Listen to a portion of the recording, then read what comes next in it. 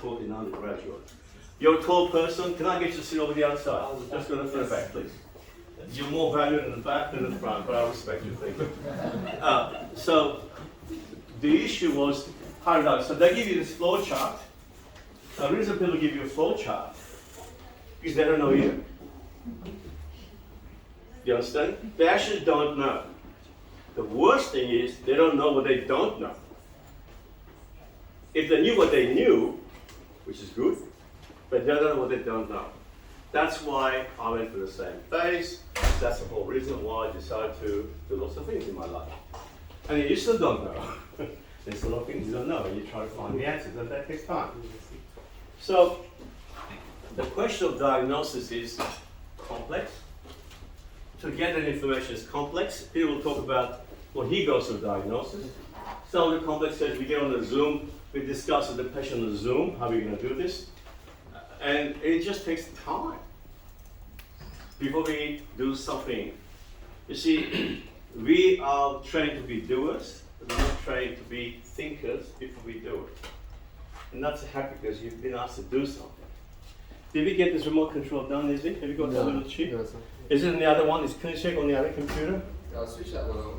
No, it's, maybe it's this one here. Sorry, what? Thank you. Okay.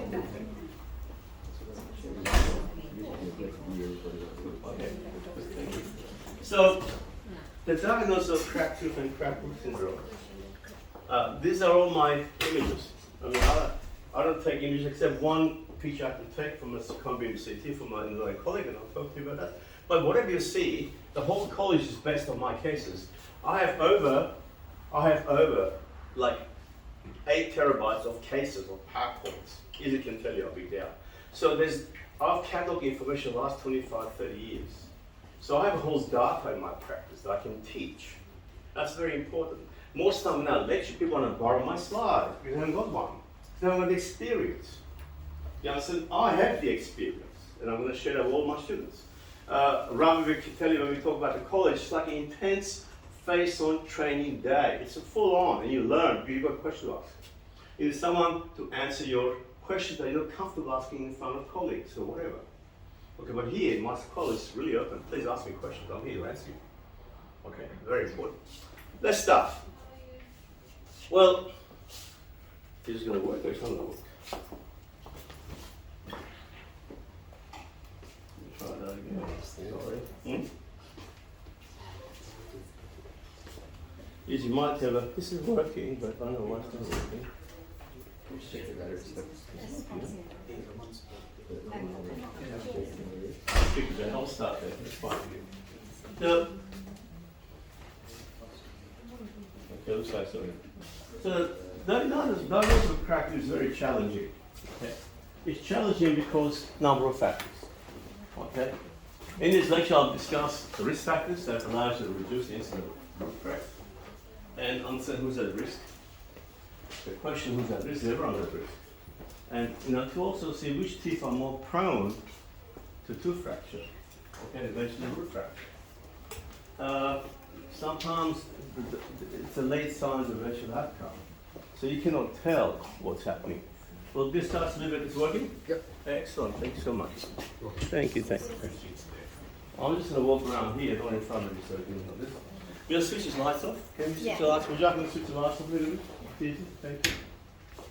Very good. More? Yeah, that's it. Is that better? Or be all right. So that's it. That's better. Actually, that's better. That's better. Okay. So Easy. when we think about patients and then presenting your practice, very simple patient. This is a normal patient in my practice I took a few days ago. Okay, so in other words, it's a patient that presents in your practice every day. And you see those patients every day. Okay? And we're going to talk about teeth that are restored that are at risk and teeth that are unrestored that are at risk. Okay? And you're going to find as time goes on how teeth that are unrestored are cracking up. We make them longer. Fluoride makes the teeth more calcified. And so most of the teeth fracture are usually premolars. You'll see them more often. But this patient's age 65. He's got minimal wear, he's got perio, he's got sharp cups. There's a certain wear Okay, and the restoration is more to restore. When you have a quick look at this, look at my examination, immediately I can tell you that the mesiolingual cusp of the lower sevens are fractionally restored.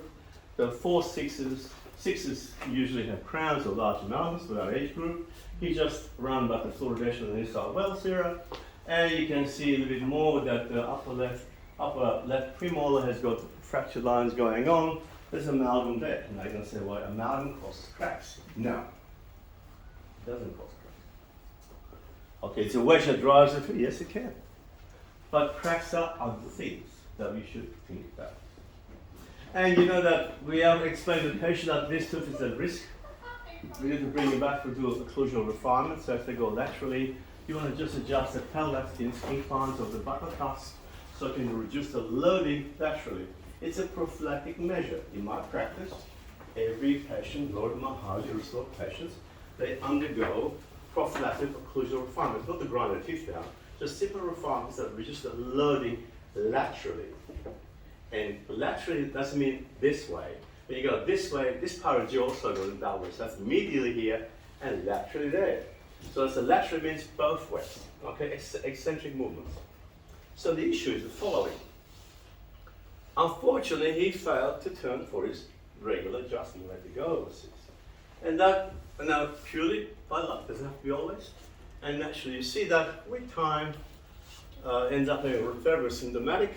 We know about 20% of the teeth that are symptomatic from crack tooth syndrome. We know they do root therapy. They're going to eventually have a crack that's propagating, more common in premolars, okay? Eventually ends up having implants and for restorations, okay? That unfortunately is the most common teeth that you will do implants beyond premolars. Not as much as centrals, but beyond premolars as time goes on. Why doing more on centrals now is because you have the usual restorative cycle.